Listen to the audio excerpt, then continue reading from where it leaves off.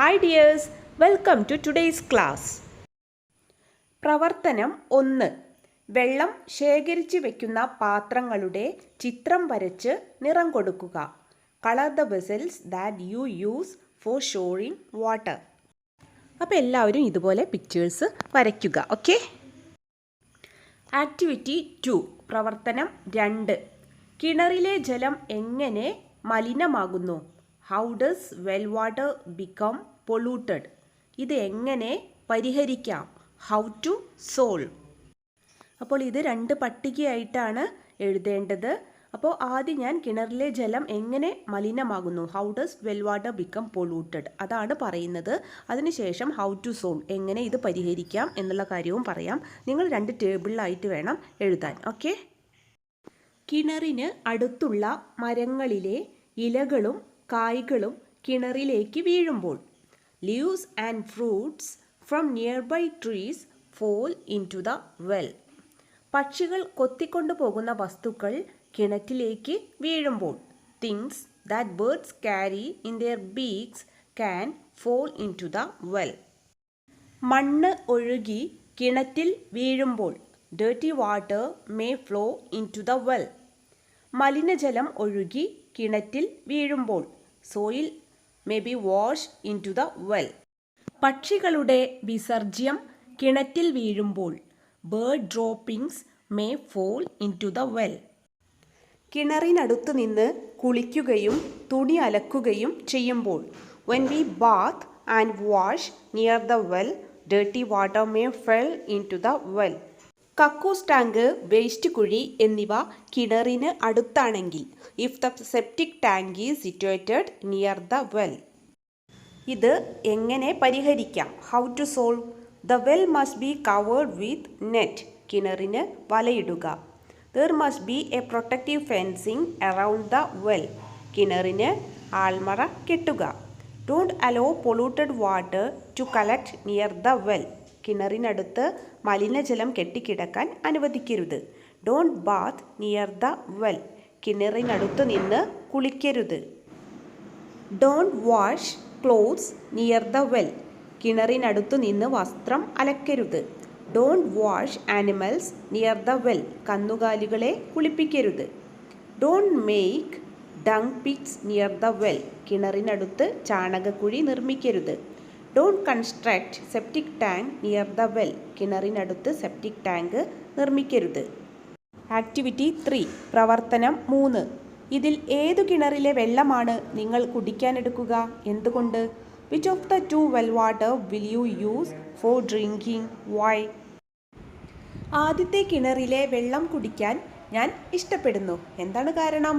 അതിനു ചുറ്റും ഒരു മതിലുണ്ട്. കിണറിന് പുറത്തുള്ള വെള്ളം കിണറിലേക്ക് ഒഴുകില്ല. കിണറിന് വലയുടെ ആവരണമുണ്ട്. അതിനാൽ വവ്വാലുകളും പക്ഷികളും കൊണ്ടുപോകുന്ന ഭക്ഷ്യവസ്തുക്കൾ കിണറ്റിൽ വീഴില്ല. ഇലകളും കിണറ്റിൽ വീഴില്ല. പിന്നെയോ പരിസരം വൃത്തിയുള്ളതാണ്. ബക്കറ്റും കയറും ശുദ്ധമാണ്. കിണറിനടുത്ത് തുണി അലക്കാത്തതിനാൽ ജലമലിനീകരണത്തിന് സാധ്യതയില്ല. എന്നാൽ രണ്ടാമത്തെ കിണറിൻ്റെ കാര്യത്തിൽ ജലമലിനീകരണത്തിന് ധാരാളം അവസരങ്ങളുണ്ട്.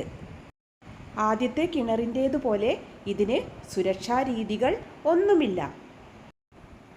I like to drink the water from the first well. It has a wall around it. The water from outside the well will not flow into the well. The well has a covering of net, so the food items that are carried by bats and birds will not fall into the well. Leaves also will not fall into the well. The surroundings are clean. The bucket and ropes are clean. There are no chances of water pollution due to washing of clothes near the well. But in the case of the second well, there are many chances for water pollution. It has no safety methods as that of the first well. ഇനി നമുക്ക് അടുത്തതായി ചെയ്യാൻ എന്താണുള്ളത്?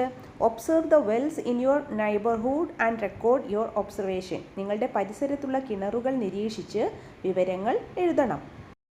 What all should be observed? എന്തെല്ലാം കാര്യങ്ങളാണ് നിരീക്ഷിക്കേണ്ടത്?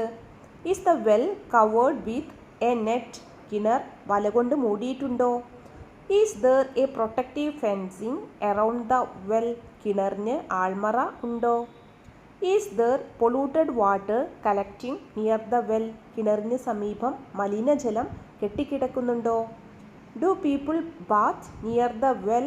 കിണറിനടുത്ത് കുളിക്കാറുണ്ടോ? R clothes wash near the well? തുണി അലക്കുന്നത് കിണറിൻ്റെ സമീപത്താണോ? Last one, is the septic tank kept away from the well? കിണറിൽ നിന്നും നിശ്ചിത അകലം പാലിച്ചിട്ടാണോ കക്കൂസ് ടാങ്ക് നിർമ്മിച്ചിട്ടുള്ളത്? അപ്പോൾ ഇതിൻ്റെയൊക്കെ ആൻസേഴ്സാണ് നിങ്ങൾ ഓരോ കിണറും നിരീക്ഷിച്ച് എഴുതേണ്ടത്. യെസ് ഓർ നോ എന്ന് പറഞ്ഞിട്ട് എഴുതാം, ഉണ്ട് അല്ലെങ്കിൽ ഇല്ല. ആക്ടിവിറ്റി 4, ബ്ലീച്ചിങ് പൗഡർ ഉപയോഗിച്ച് എങ്ങനെ കിണർ ജലം ശുദ്ധീകരിക്കാം? How to use bleaching powder for purification of well water. ഇതിൻ്റെ ഉത്തരം നമ്മുടെ ടെക്സ്റ്റ് ബുക്ക് പേജ് നമ്പർ 44 കൃത്യമായി പറയുന്നുണ്ട്. അപ്പോൾ നമുക്ക് ആ ഭാഗം ഒന്ന് വായിച്ചു നോക്കാം. Drinking water can be purified. കുടിവെള്ളം ശുദ്ധീകരിക്കാം. Normally bleaching powder is used to purify drinking water. സാധാരണയായിട്ട് കുടിവെള്ളം ശുദ്ധീകരിക്കാൻ ബ്ലീച്ചിങ് പൗഡറാണ് ഉപയോഗിക്കുന്നത്. Well water should be purified at least once a month. അതായത് മാസത്തിൽ ഒരിക്കലെങ്കിലും കിണർ വെള്ളം എന്ത് ചെയ്യണം? പ്യൂരിഫൈ ചെയ്യണം, ശുദ്ധീകരിക്കണം. In a well with water up to 2 persons height, 2 ആൾ ആഴത്തിൽ വെള്ളമുള്ള ഒരു കിണറിലേക്ക് bleaching powder in a match box is sufficient. ഒരു തീപ്പെട്ടിക്കൂടിൽ കൊള്ളാവുന്ന അത്ര ബ്ലീച്ചിങ് പൗഡർ മതി, അത്രയും സഫിഷ്യൻ്റ് ആണ്, അത്രയും മതി, അത്രയും ആവശ്യമുള്ളൂ. Mix A match box full of bleaching powder with a cup of water. ഒരു കപ്പ് വെള്ളത്തിൽ ഒരു തീപ്പെട്ടിക്കൂടി ബ്ലീച്ചിങ് പൗഡർ കലക്കി വെക്കുക, മിക്സ് ചെയ്യുക. എന്നിട്ടോ pour the filtered water into the well. ആ ഫിൽറ്റേർഡ് ആയിട്ടുള്ള കലക്കി വെച്ച ആ തെളിവെള്ളമില്ലേ, അത് കിണറ്റിലേക്ക് ഒഴിക്കുക, ഒഴിക്കുക. Now stir the well water. എന്നിട്ട് നന്നായിട്ട് സ്റ്റിർ ചെയ്യുക, ഇളക്കുക. Using the bucket to draw water from it. നമ്മൾ വെള്ളം കോരാൻ ഉപയോഗിക്കുന്ന ആ ബക്കറ്റ് ഉപയോഗിച്ചിട്ട് നന്നായിട്ട് ഇളക്കുക. The water in the well may be used the next morning. പിറ്റേ ദിവസം രാവിലെ മുതൽ നമുക്ക് ആ വാട്ടർ ഉപയോഗിക്കാൻ കഴിയും. Bleaching powder can be had from primary health centres. നമുക്ക് ഇത് എവിടുന്ന ബ്ലീച്ചിങ് പൗഡർ കിട്ടുക എന്നറിയോ? നമ്മുടെ അടുത്തുള്ള പ്രാഥമിക ആരോഗ്യ കേന്ദ്രം, PHC എന്ന് കേട്ടിട്ടില്ലേ, അവിടെ നിന്നും നമുക്ക് ഇത് ലഭിക്കും. Once you remember that overuse of bleaching powders is harmful to health.